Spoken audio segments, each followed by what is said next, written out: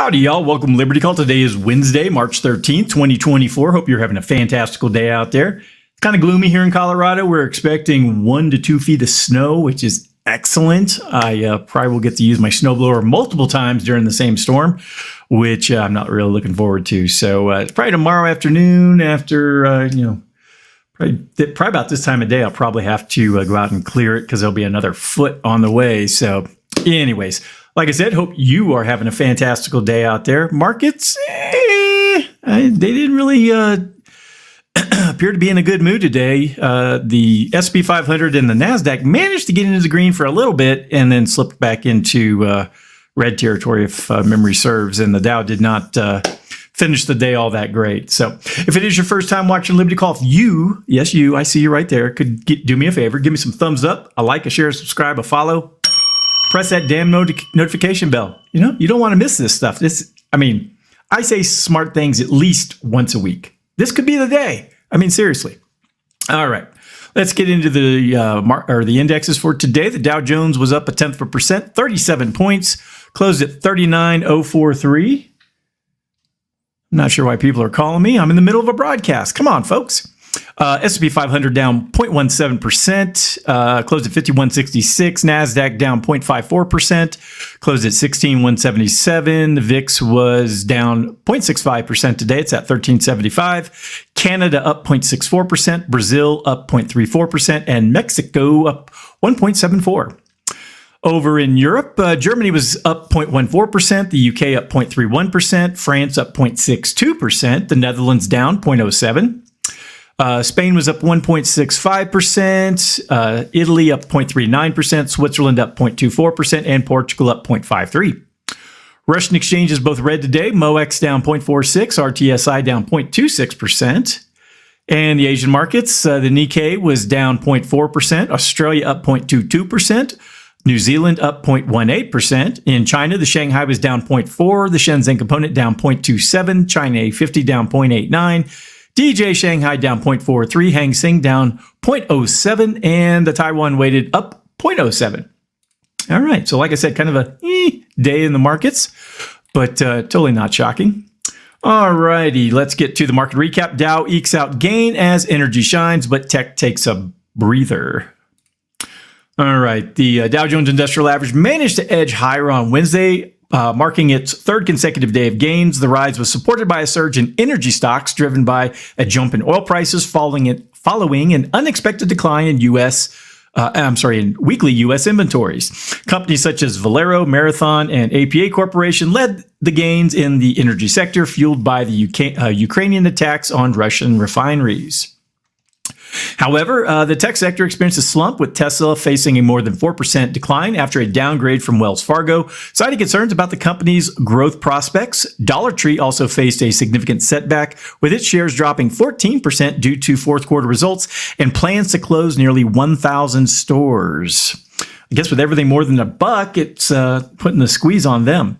NVIDIA stock slipped despite a price target upgrade from Bank of America Securities, while Intel Corporation fell over 4% amid reports that the Pentagon had scrapped plans for a $2.5 billion chip grant for the company. In legislative news, the U.S. House of Representatives passed a bill that could potentially ban TikTok unless Chinese owners ByteDance sell the company within 6 months due to national security concerns. The bill, known as the Protecting Americans from Foreign Adversary-Controlled Applications Act, what's that? PAFA? Faces uncertain prospects in the Senate. Yeah, I don't use TikTok, so they're not stealing any of my data. Facebook probably does, but we'll fight our battles where we can. Moving on, investors are eagerly awaiting the release of the Producer Price Index data and retail sales data for February, scheduled for release tomorrow on Thursday, to gain further insights into inflation and consumer spending trends. These data points will be crucial for shaping expectations ahead for the Federal Reserve's meeting on March 19th and 20th. They're not changing anything. Like they've said in most of the articles I've covered recently, and my own personal position, I don't think they're doing anything until summer. I think, like I said, I think they're waiting for the market to have some sort of instability so they can be heroes. Let's see here. However, market sentiment indicates a 60% chance of a 25 basis point cut in June, according to the CME's FedWatch tool. Goldman Sachs Group anticipates the Fed to keep rates unchanged in March and commence an easing cycle in June, as per their recent note. All right. So, like I said, I've kind of talked about this multiple times. Like, if the economy's fine, then why do we have to lower rates? Because the economy's fine. You don't just lower rates just because people want lower interest rates. That's not how, credit works. So now if the economy is not fine, lowering rates, makes sense, but someone has to admit that there's a problem in the economy. So it's kind of a double-edged sword with the Fed and our administration. All right. Next up, got an article from Yahoo Finance. Are the 1970s inflation and mortgage rates possible? Oh, gosh. Wouldn't that be terrible? The recent CPI report revealed a 12-month inflation rate of 3.2%, slightly below the historical average of 3.3%, despite ongoing concerns among investors about the potential return to 1970s-style inflation. The current economic conditions suggest otherwise. The fear of entrenched inflation from that era has driven rapid rate hikes by the Federal. I wouldn't call it rapid. Come on, folks. By the Federal Reserve, with some policymakers hesitant to consider interest rates. However, a closer examination of today's economic landscape suggests that such fears may be misplaced. While the possibility of deflation remains low, because who would hate lower prices? Concerns about a resurgence of the 1970s-style inflation are unfounded given the current state of the economy.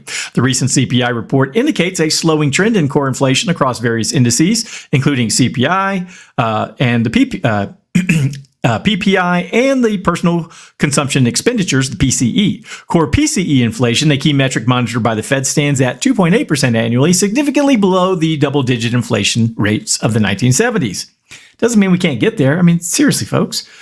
Despite expectations that inflation would persist due to robust economic indicators such as a stock market recovery, labor market stability, and economic growth, recent data suggests otherwise. Core inflation remains elevated at 3.76%, challenging prior assumptions about its trajectory amidst favorable economic conditions.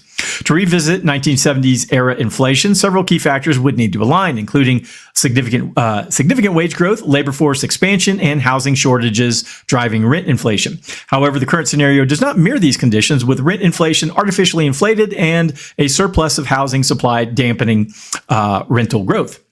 Additionally, the likelihood of a supply shock comparable to the 1970s is remote, requiring unprecedented global conflicts, because we don't have any of those right now, and disruptions to supply chains.